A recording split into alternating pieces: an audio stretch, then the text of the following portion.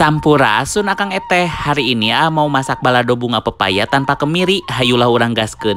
Yang pertama rebus 10 buah cabai merah keriting, 5 buah cabai rawit domba, 3 siung bawang putih dan 6 siung bawang merah. Kemudian kita haluskan menggunakan Omniblade BL100 dari Mito yang bisa menghaluskan bumbu masakan, es batu hingga biji kopi. Oh iya, bisa buat motong bawang dan sayuran juga loh. Kemudian rebus bunga pepaya menggunakan saus pan glow pan series dari Stand Cookware yang satu paket sudah dapat 3 jenis. Jangan tanya gimana cara ngilangin pahitnya ya, karena menurut AA daun atau bunga pepaya memang enak karena pahitnya. Selanjutnya tumis bumbu hingga mengering, tambahkan 3 lembar daun salam dan 2 ruas lengkuas. Setelah mengering baru tambahkan minyak goreng supaya nggak nyiprat, tumis hingga harum. Kemudian tambahkan bunga pepaya dan ebi sangrai, gula galeh sampai merata. Kemudian tambahkan 1 sendok teh saus tiram, 1 sendok teh micin, 1 sendok teh garam, 1 sendok teh gula putih dan 1 sendok teh merica, gula galeh sampai merata. Ini wok pan glow pan series dari Stand Cookware, wilujeng nyobian pamiarsa.